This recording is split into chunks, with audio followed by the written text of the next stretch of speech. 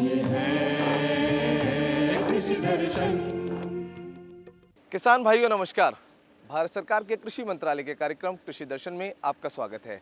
मेरा नाम है गौरव शर्मा। आज कार्यक्रम कृषि दर्शन में हम आपको मिलवाने वाले हैं एक प्रगतिशील किसान रूपचंद कहार से, जिन्हें हाल ही में IARI द्वारा इनोवेटिव फार्मर अवार्ड से सम्मानित किया गया है। तो आइए आपको मिलवाते हैं हमारे प्रगतिशील किसान से और जानते हैं उनकी सफलता की कहानी उन्हीं की जुबानी। नमस्कार, राम राम किसान भाइयों। मेरा नाम रूपचंद जी कहार, ग्राम नदी सेकंड, डूमाड़ा, वाया सराधना, जिला अजमेर, राजस्थान का रहने वाला हूँ।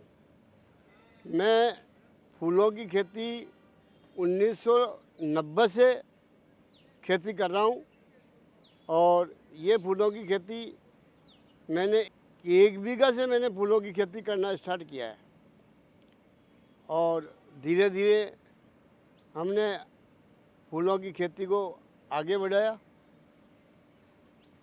मार्केटिंग, जैसे हमारे को मार्केटिंग मिली, मार्केटिंग का हमने बाजार अजमेर से किया। अजमेर के बाद में धीरे धीरे हमारे को दिल्ली मार्केटिंग मिला, दिल्ली जाने का मौका मिला और दिल्ली से ही हमारा ज़्यादा व्यापार और ये फूलों का बिजनेस चालू हुआ। देखो, ये फूलों की जो अभी बुआई की है हमने, अभी फूलों की बुआई गुलदावरी जो जिसको बोलते हैं सरफ वैरायटी, ये सरफ वैरायटी शिमला से पौध लाई जाती है। ये गुलदावरी अक्टूबर या जनवरी और दिसंबर में लगाई जाती है। ये फूलों की पैदावार अप्रैल और मई में चालू हो जाती है। ये गुलदावरी अपने राजस्थान में अजमेर में 2 दफ़े क्लाइमेट सूट करता है इसका, बल्कि जहाँ से इसकी पौध लाई जाती है शिमला से, वहाँ अक्टूबर में ही पैदावार होती है इसकी।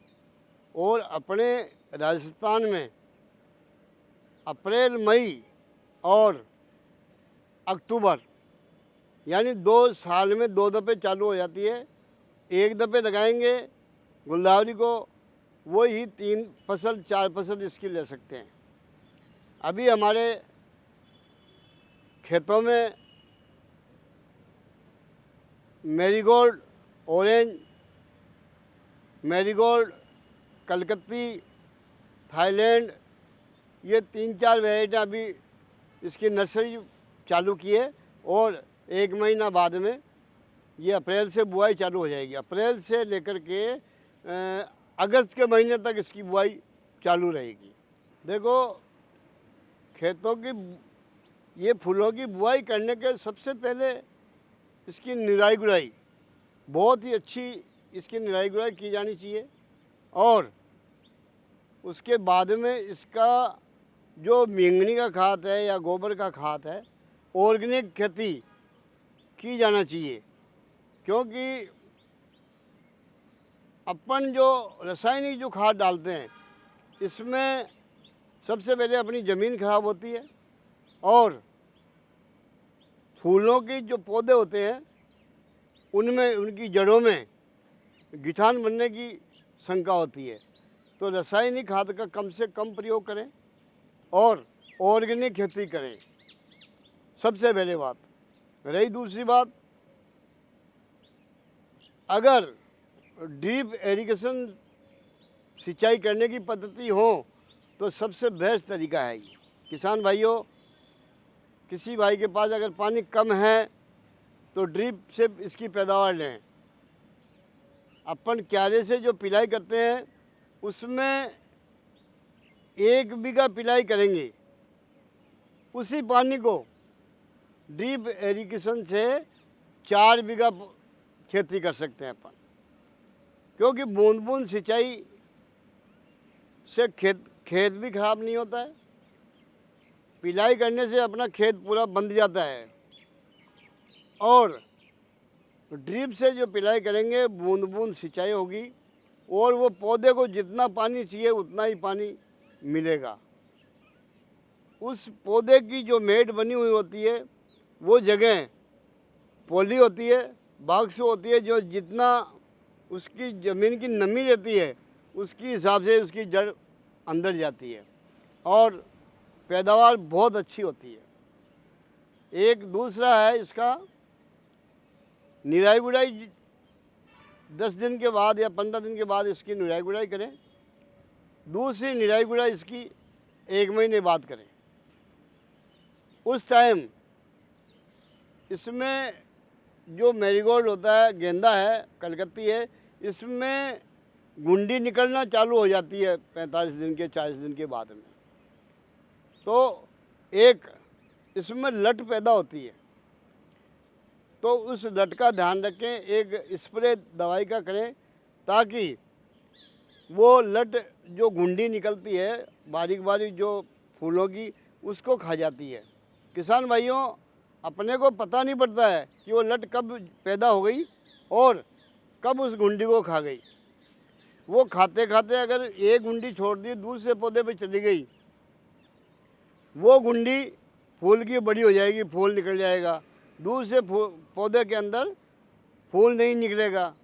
तो अपन ये सोचते हैं भाई इसमें फूल आ रहा है, इसमें फूल क्यों नहीं आ रहा है, तो उस फूल को उस लट खा गई उसको। तो अपन इस दवाई का स्प्रे करेंगे तो वो लट ख़त्म हो जाएगी और बराबर फूल की पैदावार चालू हो जाएगी। ये फूलों की पैदावार जो है 45 दिन में फूल स्टार्ट हो जाते हैं और 2 महीने के अंदर इसकी फुल पैदावार भरवारी फूलों की चालू हो जाती है। किसान भाइयों, फूलों की जो खेती है, इंटरक्रॉपिंग जो अपन करते हैं, किसान भाइयों आप भी इंटरक्रॉपिंग खेती करें। अगर प्याज की बुआई करना है अपने को, तो अगस्त में जो प्याज की बुआई की जाती है, उस प्याज को लगाएं। उसके 1 महीने बाद, प्याज को लगाने के बाद में 1 महीने बाद उस फूलों की जो खेती है, जो फूलों की पौध है, वो 1 महीना बाद में उस प्याज में लगा दें। क्योंकि दूसरी निराई, प्याज की दूसरी निराई गुड़ाई होने के बाद में इस फूलों की पौध लगाई जाए। क्योंकि प्याज की फसल 2 महीने में या 2.5 महीने में निकल जाती है और वो ही फूलों की पौध रह जाती है। प्याज की फसल खाने के बाद में फूलों की पैदावार चालू हो जाती है। ऐसे ही अपन गोभी की पैदावार ले सकते हैं। पहले गोभी की फसल लगाएं, चाहे गर्मी वाली लगाएं, चाहे सर्दी वाली लगाएं, या मई जून में लगाएं या अभी अप्रैल में भी लगाएं। तो पहले गोभी की फसल लगाएं और उसकी दूसरी निराई गुड़ाई के बाद फूलों की पौध लगाएं।